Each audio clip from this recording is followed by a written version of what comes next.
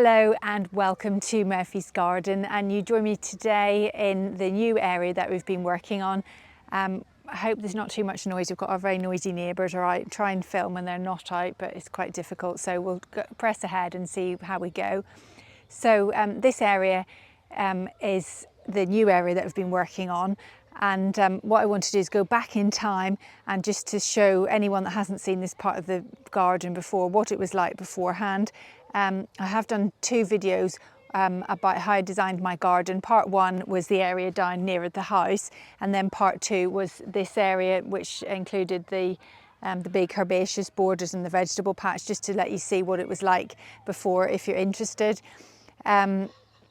This was just a field. We bought this after we bought our property. We bought this later from a farmer, so it was just a field, and it was kind of nettles up to sort of waist height, so it was a big challenge to turn this area into a garden, but we're kind of getting there slowly. It's been slow. So, and this is the final area that we're sort of turning into a garden. Everywhere else we've sort of done things. We are going back and revisiting things, but this was a bit of a blank canvas that we wanted to put some trees in.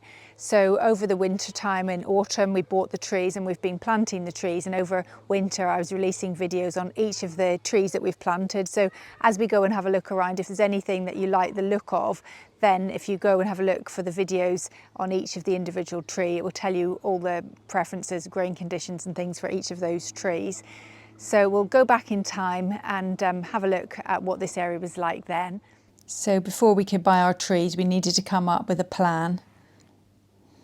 I needed a technique that allowed me to visibly see how the trees would work in the space. I began by drawing out a scale line drawing with 1 centimetre representing 1 metre. I drew it out again, making it 3 times as big onto brown paper, just so it would be easier to work with. I drew in the trees as I thought I wanted them, but quickly made mistakes and was forced to redraw the plan. I kept changing my mind, and I didn't want to have to keep drawing out the plan again and again. I wanted to have the flexibility to try trees in different places without redrawing the plan every time, and so I drew the maximum widths of the trees and cut out a circle to represent each tree. I wrote the name of the tree, whether it preferred a sheltered position or could cope with exposure, and the height of the tree. In a separate pad, I wrote out every plant and made a graph and wrote down what each plant was doing in each season. For example, bright pink flowers on bare stems in spring for Cercis canadensis forest pansy. If I could have found any colouring pens, I could also have drawn out the circles and coloured them in to represent each tree in each season, and that way see how the colours worked with a neighbouring tree. Although my technique was crude and quite basic, I think it worked really well. I used it to measure out the circumference of each tree and was able to imagine the scale. When it came to the height, I used an existing telegraph pole, which is between 8 and 10 metres in height, and I quickly realised that some of the trees that I had my heart set on were just way too big for the site, such as this liquid amber Styraciflua warplestun, which gets to over 12 metres with a spread of 8 metres. And even though I found a smaller one called Lane Roberts, it still grew to between 7 and 12 metres, or 23 feet to 39.5 feet. I fell in love with ginkgos, and I thought the ginkgo biloba autumn gold would look stunning in the evening sun adjacent to a red-leafed tree, but at a height of 12 to 15 metres, sadly it wasn't to be. The plan forced me to be sensible and realistic. Although we don't mind pruning and shaping a shrub or a tree, trying to restrain a tree that wants to be 15 metres or 49.2 feet to a more desirable 6 metres or 19.8 feet would be impossible, and certainly not show the tree off to its true potential, and it would undoubtedly result in a continuous battle with the tree and take away any enjoyment. I really wanted the trees to be allowed to grow up to their true potential. I felt happy with the layout of the trees, and armed with confidence we were able to go to the nursery and stick to the plan. Very big trees tend not to establish very quickly, so hopefully the ones that we've chosen are small enough to adapt quickly to their new environment, but big enough to make a bit of an impact in the new space. And now for the exciting bit. We're certainly not planting all of the trees today, but what I would like to do, is quite a nice still day, it's not too windy. So I want to use this as an opportunity just to place the trees where I have planned to put them, just to make sure they look right in their planned position. We won't put them in, but we'll just see what they look like. I've got my plan here somewhere. And then last weekend I put in this, where there are stakes, there are bamboo stakes all dotted all over the place. It's a bit of a danger really in case someone falls on them, so I don't want to leave them there long term. But what we'll start doing is moving the trees into their position and just get a feel for the colours, the forms, the textures, all those things, and see how it works. So let's begin. Okay, so this is a scaled down version of the big plan that I did, and so far it's looking quite good. So Al's just made some just temporary holes. We just don't want the trees to get damaged, so we've sunk them, and it also gives us a chance to see their actual height. So we've just put them in. After placing the trees in situ, we did have a couple of revisions, mostly following advice from some of you. The arbutus was the main one because it drops fruit onto the path, and it was advised that this can be quite messy, so because of that we moved that elsewhere. And then we set about planting each of the trees, and over the winter period we did a video on each of the trees as we planted them. So if you're interested in any of these particular trees, just go and check out these videos and it will go into a lot more detail on each. And next we had some groundwork to do. We've been busy putting in the manure. We got 2 trailer loads of manure. It was a horrible weekend. It was wet and cold. Can't really believe that we did it, but we moved 2 trailer loads in one weekend, which was quite exhausting, but it's gone in. It's been brilliant. The weather has taken it down. It's breaking it up. It's already improving the soil quite dramatically. We haven't put it up to the individual trees because it would be a bit too rich for that, but we've just put it around the area, and it's also quite good because it's suppressing the weeds. But what we do need to do now quite urgently is go and get big trailer loads of bark chippings and bark chip the whole area. We want a nice deep thick layer of mulch just to stop the weeds coming through, because the weeds will come through quite quickly as soon as the weather warms up, and it already is coming through on the path. And speaking of the path, we weren't sure what to do. The plan initially had been to put in breeden, which is that kind of crushed stone that we were going to put in and make a path like that, but couldn't think how it would work. It's like a puzzle trying to work out how everything would fit together. Wouldn't work because we've got a path of grass coming round here, this curve, and it couldn't transition into something completely different without it looking odd.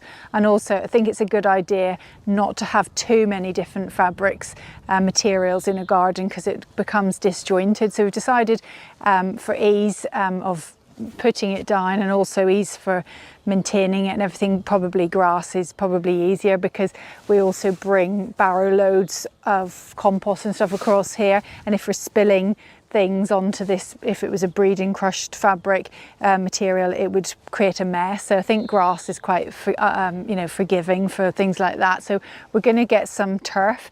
We want to get on and do that quite soon, because this is the time to do it. It's the end of March, April, perfect time to lay turf. So I will be doing a bit of levelling work here. We have vaguely marked out the curve that we want on the path here, and the circle will go round there and spur off to the utilitarian area at the back there, and then another little path going off to the back. Longer term we might put a little seating area underneath the Heptacodium mycinoides. It'd be quite nice to have a little seat there, but that's in the longer term. We're looking to get perhaps some edging, so we're looking into different options for that. But all in all, it's looking good. We've populated the area it's pretty full now really, with trees and shrubs and things. We have added, when Alice has been taking out the area underneath the Hornbeam Walk, we've taken out a few other little bits and bobs. We've got a hebe, we've got a little euonymus there that's gone in. And you join me today on a damp day, which is perfect for us, because in this video we're going to be laying the turf for this part of the garden. This is going to be quite transformational. So Al spent some time yesterday tilling the soil just to fluff it all up, because it had become quite compacted. So that's all good to go. He needs to level it, and then the turf will be going down. So perfect day for us. So I can't wait to see what it's going to look like. So luckily for us, Josh is home. Not so lucky for him, but he's helped Alistair to do this job. So they begin, it's very muddy, mud everywhere, but they begin by levelling the path, having tilled it. It's now just been levelled, and then they've got the turf, and they worked out a strategy on how to do it. So they're laying it across the way, because what you don't want is some little pieces, because they tend to dry out really quickly. So they're just using the roller just to making sure the ground is really, really flat. And teamwork makes the dream work. Now, I wasn't here when this job was going on, so I quite enjoyed watching the footage of how it went down. So I'm guessing if I enjoyed it, you might find it quite satisfying to watch too. So I'll put some music on and we can just watch this transformation taking place.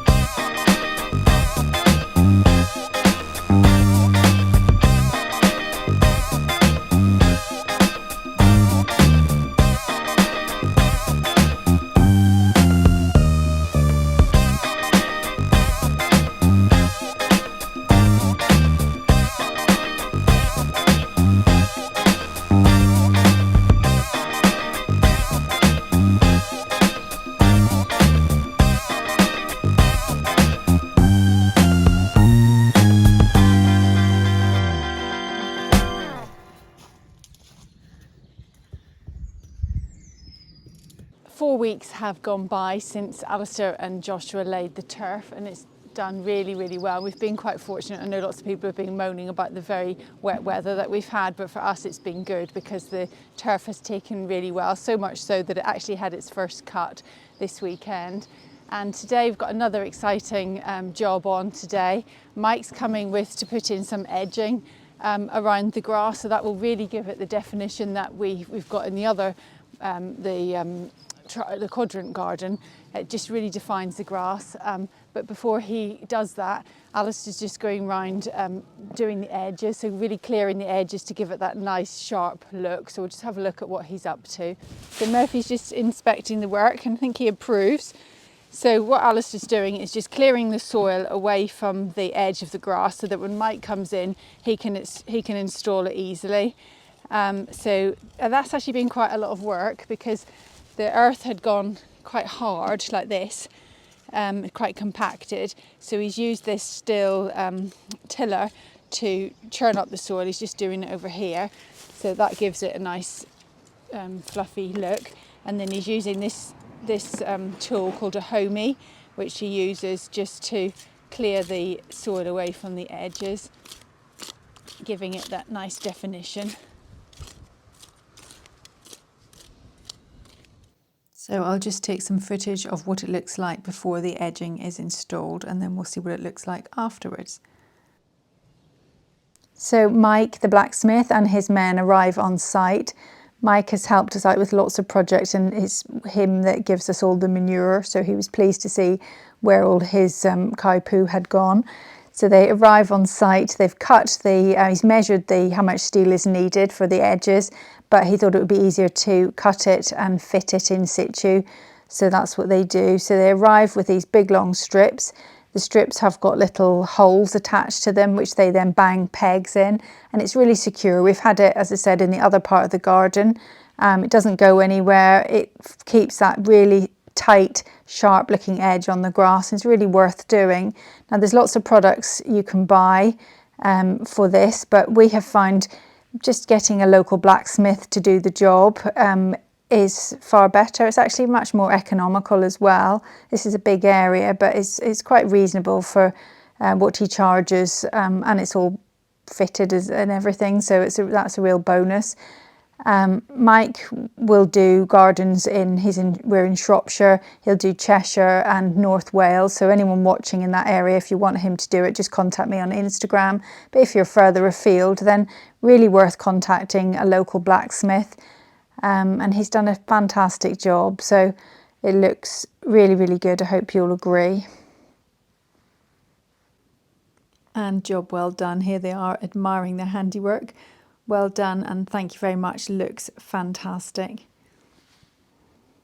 So you join me now, it's a lovely day. Join me by the Cornuscusa, and you'll just see that the leaves are just opening on the Cornuscusa, and it's lovely to see all the deciduous trees that we planted in the autumn coming into leaf. I can really visualise this whole area and what it looks like. It looks lovely.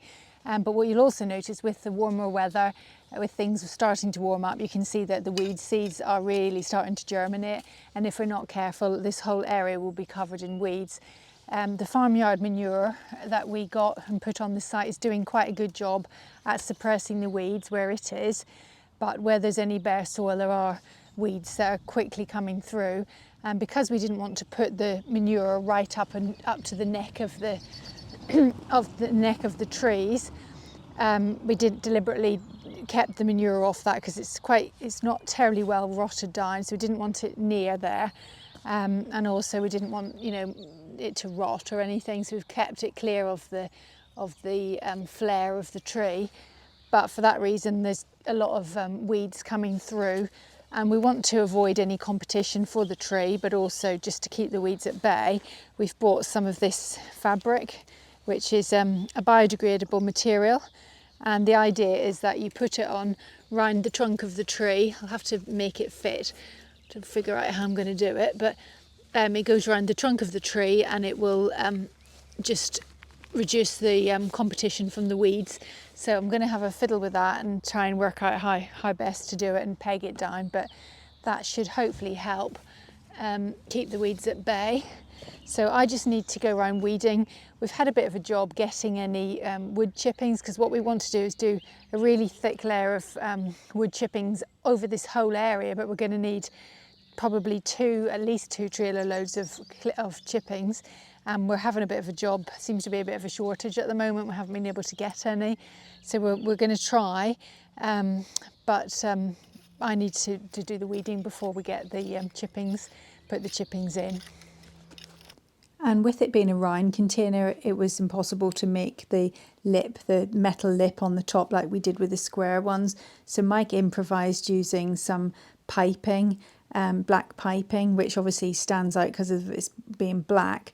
So all we did was spray it with this silver paint, and it worked really well. So next I'm going to do some work on this metal circle, because it's a bit too shiny, and stainless steel is quite modern looking. It doesn't really go with our garden, so we want to make it look a bit like the pots that we did before. So I begin just by cleaning it off with some turps, just to get rid of any oil or anything that's already on the metal. So the product I'm using is this tea wash, and this is the similar, we did do a video on how to get this sort of gunmetal look and turn this galvanised steel into a nice dull colour, which is a bit more in keeping with our garden. Perhaps if it was a very modern garden, it might look okay shiny, but it doesn't quite look right in this setting. So simply just apply it all over. I'll just speed things up a bit.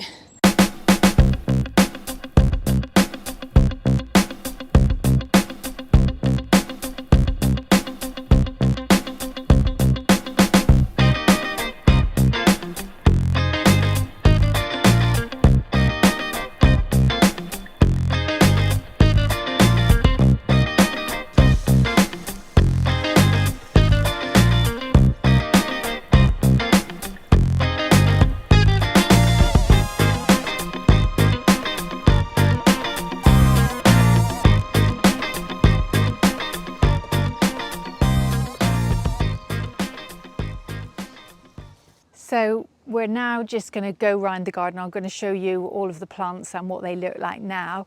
I'm starting here. This part of the garden, we did put these plants in when we did the seating area, which is behind me. We put the yew hedging in, and then we did do some of the planting just in this area and just on the other side. And you'll see behind me, the showstopper at the moment is this. This is Viburnum plicatum Kilimanjaro Sunrise.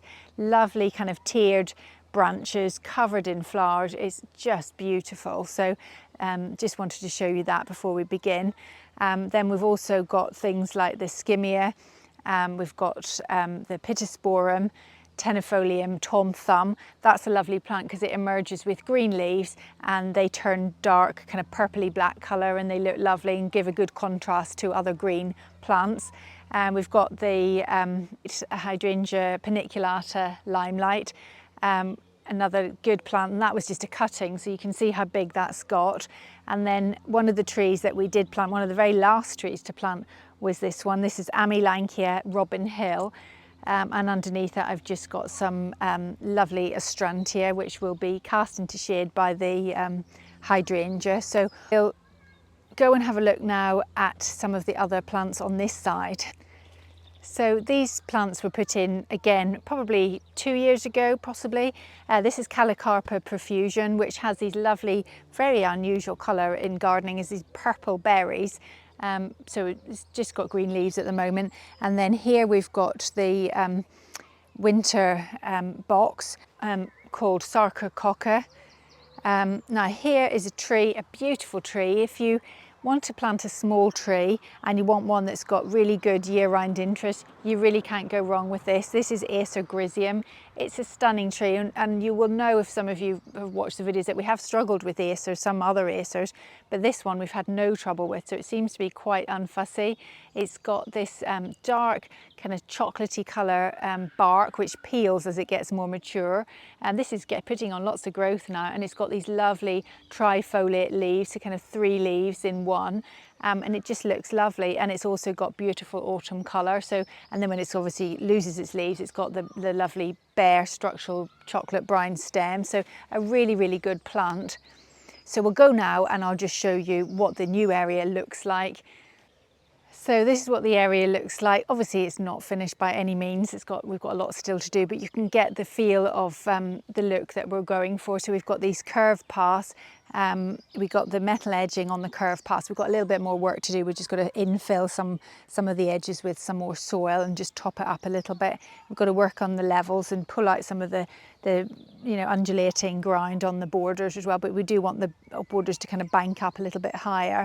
Now you'll see this large metal circle in the middle, which I got Mike to make, and it's got no bottom on it, obviously. So the plan with that is we'll be filling that up with soil, and then we're thinking of planting probably like a wildflower meadow look in the middle, and we're trying to decide what to put it in the middle. We're just playing about with different ideas. We've put this little pinus in the middle to see what it looks like. I'm not sure if it's the right scale really, but we need something that's quite architectural, whether it be a statue or whether it be some sort of architectural tree. We're just still thinking about that. So want to go to get some ideas at Chelsea, because we're going to be going this time next week. We're going to be at the Chelsea Flower Show, and that's always really good at getting, giving me ideas, seeing all those lovely show gardens. So perhaps going to hold back a little bit and see if there's any inspiration there.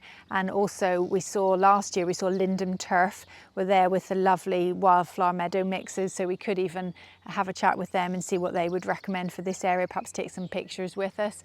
So that's that. We've got some other little evergreen, this little kind of conifer thing, and a euonymus, so that gives us the evergreen structure. Got a pyrrhus that's not really looking terribly well down there.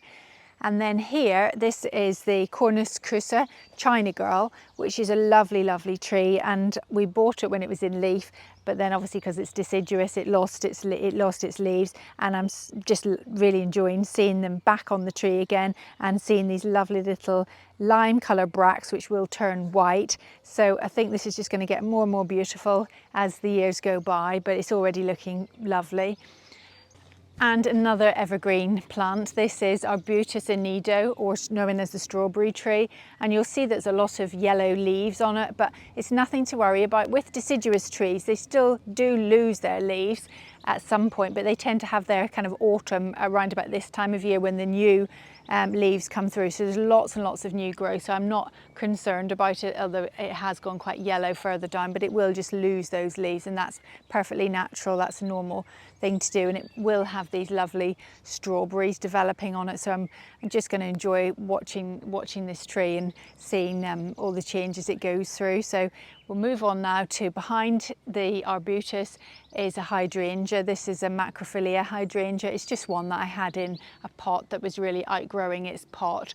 It likes a little bit of dapple shade. This area is in full sun, but tucked away behind the arbutus, it will be given a little bit of shade at different points of the day. So I think it will like it there. And this is a corylus. Corylus are lovely really for the winter interest. I'm not so keen on it when it's got its leaves, also known as corkscrew hazel, but when it's got its leaves, I think it looks a little bit ugly. I prefer it in the winter, so I've deliberately put it here because when everything else on this border is in leaf, it won't be quite so noticeable at this time of year, but come the winter when everything else is bare, this will look architecturally nice, particularly as it gets bigger. And you'll see with the paths, I'm quite pleased with how the paths have turned out, because I was a bit concerned transitioning from curves, which this garden is all about, into very straight formal looking garden over on here, how it would work. But I think the way Josh, wouldn't have thought to do it like this, but the way Josh and Alistair have done this edge around here, it just works really, really well. So I was really pleased with that. And this little shrub is called Psychocarpus. It's got this lovely red foliage. This one's called Lady in Red. It's got this fantastic red foliage, and it just is a very good plant. So we've put that in here because that will contrast very nicely with some of the other plants around it. And this beautiful tree, and it's a big tree, we got a really good size, really lovely specimen of a tree, and this is Parotia persica vanessa. So it's a beautiful tree, and it's back in leaf again. This has got beautiful autumn colour. We did see it when we bought it, the lovely colours of the leaves, but it will just get bigger and better and lovelier as it matures. But it's putting on lots of new growth. By the way, the pipes that we put in at the time of planting is a really good idea. It's just, we had a dry spell just a week or so ago, and it's perfect. So when you want to water, you just water down the hole, and that takes the water directly down to the roots, and it's just far easier than otherwise it just runs off. And we've put the little material things round the root ball of the tree, just to stop it getting any competition from weeds, but it also is good at holding onto the moisture and stopping that moisture evaporating. So that's worked really well. Then here behind the tree is the miscanthus. This one's called Morning Light. It was one that I had underneath the lime trees in another part of the garden, and I didn't know what variety it was, but it gets very, very tall and it's lovely, and it was a couple of you told me what it was called, so it's called Morning Light, and it will look lovely here because it will get the last of the, not the morning light, but the evening light. And this is now about 6:30 in the evening now, and this part of the garden is the very last spot to get the sun. The sun goes over that way and goes down over in that direction. So that spot where that seat is the very last area to get the sun. So it's a lovely place to sit in the evening. So we'll go over there and have a look.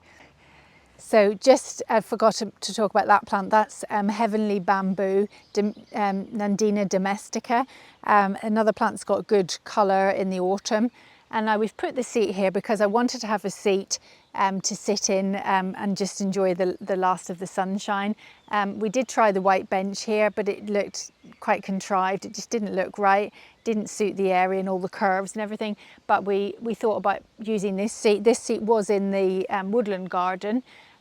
We've had this a long time. I think we got it for our first wedding anniversary, and we've been married 24 years, so we've had it quite some time.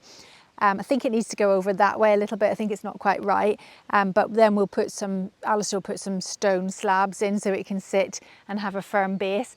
Oh, and of course, the tree in front of it, I haven't said what that is. So this tree is Heptacodium mycinoides. It's a lovely, lovely tree, quite one that not many people have heard of. I had heard of it, I saw it at Chelsea when we went the very first time in 2021. It was all kind of quite an emphasis on trees, and this tree was really the star of the show. And it's lovely. We saw it when we went to RHS Hyde Hall. We saw a mature version of it.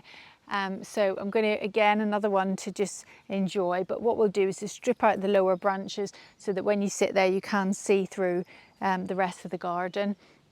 And incidentally, the roses are all doing incredibly well. It was this time last year, quite late on in May, when we moved them, and we thought, oh gosh, we didn't think we were going to get away with it because it was quite late. We wanted to do it when they were dormant, and they really weren't. But we moved them, and we were kind of quite lucky because it was a very wet summer last year, so we kind of got away with it. We dug a big trench. Roses don't like our garden because we're on very sandy soil, so if we do grow roses, we have to do a lot of soil prep. It's not like if you've got clay soil, they love it, they hate it here. So we dug a big trench and filled it with well-rotted manure, backfilled the whole thing. It was a lot of work, but if we want roses, I'm afraid it's just what we've got to do. But they're thanking us for it because they're putting on lots and lots of growth. They're all in bud. When we put them in last year, we cut them right down to the bottom just so they could focus last year on their root development. But now they've done that, they're going to be they're fully in bud, and we're going to see what it's like and enjoy it. There is a lot of mess and stuff behind this trellis, which we're in the middle of having a big sort out, so just ignore that. Now, this little beauty is only little, but it's lovely. This is a ginkgo biloba. Ginkgos can get into be quite big trees, and I really, really wanted one because I love the shape of the leaf. It's so quirky and so different to anything else, and I love the really zesty lime green colour. But I just didn't think I had space for it. But when we went to the nursery to get the other trees, we spotted this, and this is American, which is a small dwarf variety of ginkgo. So it won't get, I can't remember the size, but it won't get big. It will just get not much bigger than that. So that will be good. It will stay there and it will look good. And we've deliberately put it next to this tree, so we'll come on to that. So of all the trees we bought, this one didn't look a great specimen, to be honest. It had a lot of branches that didn't have much going on, and they haven't got any leaves on this one, that one or that one, so they may have to come off. But the ones that have come out are lovely. This is Cercis canadensis forest pansy, and it's got these purple leaves with green veins. And in the autumn we had it here, and the light is a really good place to have it because when the light shines on it, you can see through the leaves, and it just looked stunning. So that's why we've put it here. Next to it we've got some cornus, Cornus midwinter fire. No, not midwinter fire, I can't remember, it's a yellow cornus. I just took some cuttings of this and stuck it in. I'm not sure where, I think it's taken. So that's got the nice yellow stems, which will contrast nicely, as will the ginkgo. So I think that's going to look nice. That's just a little hebe that was in the underneath the hornbeam walk, so we've moved that. Now the other thing we've done, we've got these little pom-pom trees. They were in pots. We had them in the seating area, and they were looking, one of them particularly was looking really, really brown. So when I tipped it out of the pot, it was full of ants. The pot's kind of a bit rotten. It's a wooden pot. It's a bit rotten, and the tree itself was struggling because the ants were all mining the soil away, and it was very, very pot bound. So we put it in a basin of water, and a wheelbarrow full of water actually, and left it for 24 hours just to really, really soak and rehydrate it. And then we've put them either side of the archway, and I think it works. I think it looks quite nice. This garden's having, for me, a little bit of a kind of Japanese kind of garden look to it. I didn't deliberately do that, but I think it's sort of got that feel, what with all the circles and things. So I think that works quite well, those little trees. And this plant is called Unanimous Europaeus Red Cascade. It's not really classed as a tree, it's more of a large shrub, but it's beautiful, and it's got all these lovely little flowers, and the insects are loving it as well. All of these trees we've chosen because they've all got very long seasons of interest, so they're doing something in the winter, or they look fantastic in the autumn or the fall. So there's a lot going on with all of these trees. They're hard-working trees, deliberately chosen for that, because I want this garden to be like a winter garden. I want it to have lots of interest, lots of things to see in the winter when perhaps the rest of the garden is not doing so much. I want there to be lots to see here. Now, as with most things, when you do a lot of planting, which we have done, there's always a few casualties. And this seems to be our casualty area. I don't know why. There's 3 plants here that have failed to do much. First one is this one. This is Cornus Sanguinea Magic Flame, and it was one that we bought at Mohr Garden, the RHS one in Devon, and it's lovely. It's got these bright, bright yellow leaves. Really, really liked it, but for some reason it just doesn't, it looks dead, to be honest. I don't know if it is, but we'll give it a bit longer. And then the other one, this is a bit of a mystery, because this was a little tree. It's called Prunus incisor Kojo no Me. Got a long name for a little tree. It's only dwarf, but it's a nice little prunus, and it has these flowers on the bare stems in the very, very early part of the year, kind of February, early March time, and it did flower. It was looking good, and it was flowering, but now as time's gone on, no leaves have appeared, so I just don't know why that's died. Don't know if it's any green. There's a little bit of green in there, so we'll give it the benefit of the doubt, but it's not looking too good. And I saw somebody else's and it was in leaf, so I'm not very hopeful of that one, unfortunately. This is a nice shrub. This is a Pittosporum Tenifolium Irene Patterson, so that's a nice one. And then behind it is the Magnolia grandiflora, and another thing that's just not looking very good. It was a lovely, lovely plant, and since we've put it in, it just looks a bit sickly. It had lovely big buds on it, which we were looking forward to it flowering, but actually it's got a few more coming. So we'll see, we'll just monitor it and see, but yeah, it doesn't look the picture of health. We did put in 2 bags of, or 2 or 3, I can't remember, 2 bags of ericaceous compost. Maybe that was a mistake, I'm not sure. Maybe it doesn't like it. And then we're back to the beginning again. So here we've just got some Cornus Sanguinea Midwinter Fire, and that has the lovely fiery red stems in the autumn. And we cut that down after sort of early, when did we do it? I can't remember, like January time, I think. Cut it all down right to the bottom, and then it's coming back again, and it will have these fiery red stems. If you do it every year, you're rewarded with the bright colour. So I think that's everything. So I hope you like the area as much as I do. Obviously, there's a lot still to do. We're going to be putting bulbs in. There's a lot of bare soil, which we really must cover. We're really struggling to get some bark chippings, but we need to chip it all because the weeds just keep coming again and again. I keep having to weed it. So we'll have to get that covered, and then as we go on, we'll just keep filling this area up. We want to think about everything, not just kind of shove things in, but put everything in for a reason and put the right plants in. So we're taking our time. This isn't a kind of quick makeover channel. It's more about progressing the areas over time. So hope you enjoyed that, and look forward to seeing you in the next video. I might try and do a summer tour, an early summer tour, sorry, a spring tour. and then we're off to the Chelsea Flower Show the week after that. So if we've got time, we'll try and get another video in before Chelsea, but we'll be at Chelsea next Friday. So very much looking forward to that, and see you in the next video. Bye for now.